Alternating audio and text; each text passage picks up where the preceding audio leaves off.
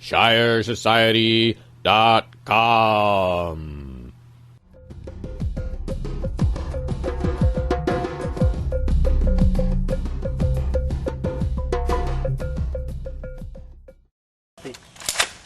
I imagine New Hampshire, which has no standing army and no state-controlled militia, I imagine it having the same general constitutional structure as it did in 2012, but governor stripped of most powers, and legislature and executive council that are also stripped of many powers.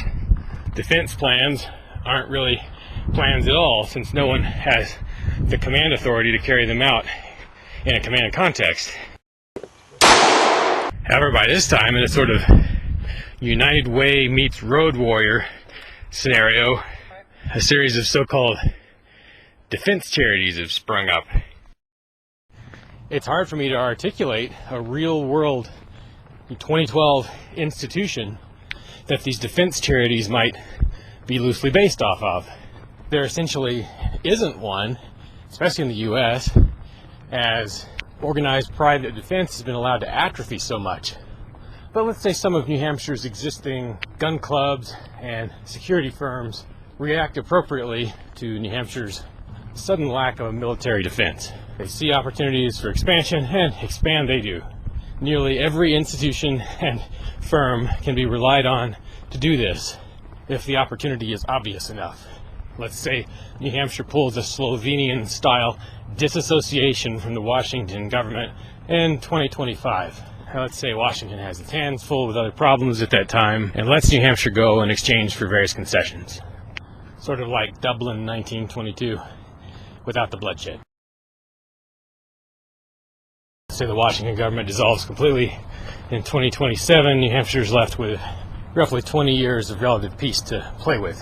Let's say our game picks up in 2045, during the middle of another commodity boom. The next cycle of inflation is hitting the world, the next cycle of recession and depression.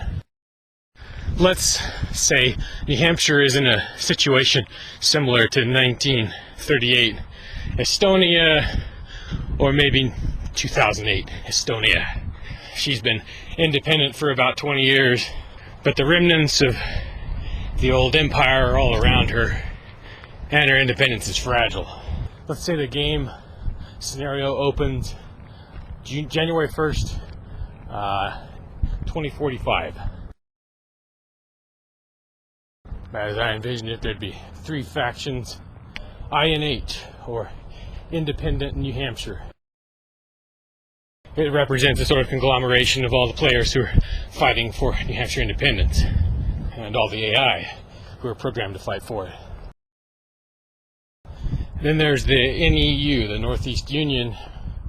They're a collection of former U.S. states that seeks to rein in at least some of the controversial activity in New Hampshire. Be representing all the different players and AI who are fighting for an NEU victory. Now, as I envision it, all players and all AI would have not only a faction that they are supporting and part of, but they would also have a citizenship or nationality. For instance, you could be a citizen of New Hampshire, but fighting on the NEU side. Oh, and a player could also be a neutral. They'd have any citizenship they want, but their loyalty would be neutral. And as I envision it, that is a faction that would exist but not be able to win the game. It could only, members of that faction could throw their support eventually behind one or the other of the sort of zero-sum game factions. When I say zero-sum game, I mean that basically in practice, if you harm the other side, for instance, any EU player hurts the INH in some way, say they hurt them worth 10 points, net 10 points, that's just as valuable as gaining 10 points for your side. Now, this is not the case if you have a game where there are 20 different sides that can win.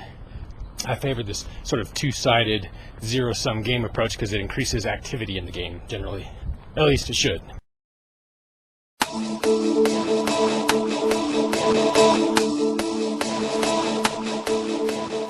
The old world is collapsing, and it's going to take its slave driver governments with it. But what will rise up in their place? In New Hampshire, the Shire Society has a plan, a thriving web forum, and a history of action. It didn't take long to come up with a plan. You can sign up right now at shiresociety.com.